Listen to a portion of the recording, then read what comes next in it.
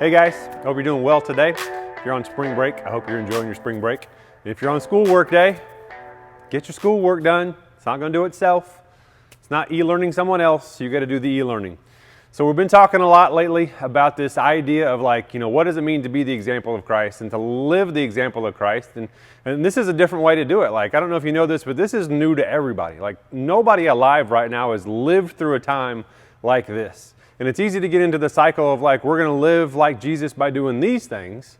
But we're in a whole new world right now. And what excites me about that is as young people, this is a great time for you to lead the way and to do the right thing. And one of the ways we do that is how to live an example of Christ, how to lead as an example of Christ. So today I want to talk about just 3 quick things for you to lead and to live as an example of Christ. Number 1, I think would be to let's say it like this: don't do nothing. I get that that's a double negative, and I hope that you understand why. It's easy in times of uncertainty just to not do anything. To sit back, to sit down in our cave, to pull out our phone, to scroll away, and just to waste the time away, to really do nothing.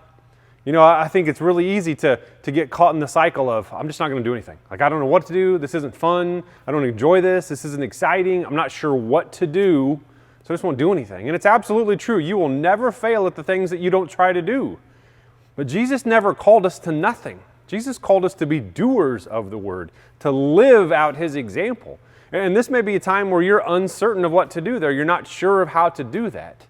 I think about Paul, and Paul would say like this: follow my example as I follow the example of Christ.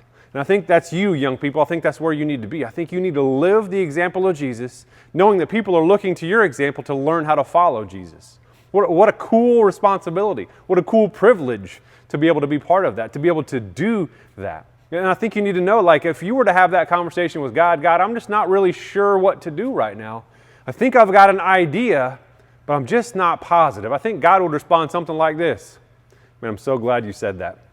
I'm so glad to hear your humility to say, I need help to do this. Your pride and your self-confidence, it can only take you so far, but together, I think God would say, together, let's go do this. Get up.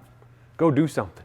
Go get better at something. That thing that you wished you were better at but never had time for, go get better at it. That thing that you wish you knew more about but you never had time to learn about, go learn about it. Go, get up, and do it. Number 2 is simply this: remember the things that keep you stable. There's this idea that when you're riding or weathering out a storm, you have to keep fixated on the things that are immovable. If your faith is not an immovable part of your being, man, this storm is going to blow you around. It's going to knock you around. It's probably going to knock you out at some point. You got to understand, it is so important to be fixated on the immovable in our life in times where everything else is currently changing and updates are coming and restrictions are changing on a daily basis. What is that immovable part of your faith that you need to remind yourself of? My God is not going to let me down. My God's love is never ending and unchanging, and he will always love me. Man, remember those things about our God that will never move, that will never change, and just watch yourself settle in the midst of a storm. Number 3 is simply this: think differently. That's not a blanket statement hey, just change the way you're thinking about everything. But if we're being honest, when things go back to normal, not everything is going to be the normal that once was. Some things we go back to will go just back to the same thing that they were. And some things that we go back to are going to be completely different. What used to work may not work anymore. And what used to happen the way it played out may not play out like that anymore. And that may seem like a little bit of a fearful statement, but I want you to think of it like this: that's probably a good thing. I would bet that there are some things in your life, maybe some habits you've developed, maybe some cycles you've gotten into, maybe some paths that you've followed, and you shouldn't. This is a great opportunity for you to change those.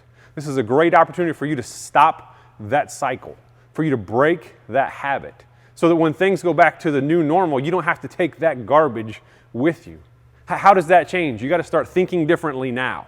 You can't think about how I used to do things to get the same results. It's going to be, what do I need to do now to get better results? What do I need to do now? What do I need to change about my thinking process that's different than anything I've experienced before? And I promise you, when you ask God for wisdom to make smart choices, God provides you the people, the resources, and the understanding to make the right, wise choice. Man, I'm so excited to see the thinking process has changed in your life as you start to take some time and self-reflect on maybe what could be different, what could be better. I love the idea of getting up and just doing something and counting on God to give you the strength and the wisdom and the courage to do so. So let's do that. Let's change the way we think about some things that were wrong. Let's change about the cycles that we knew were something we wanted to break and we just couldn't get out of. Let's just change the way we maybe respond when we're not supposed to respond like that. And let's just get up and let's lead the way. We love you. We'll see you next time.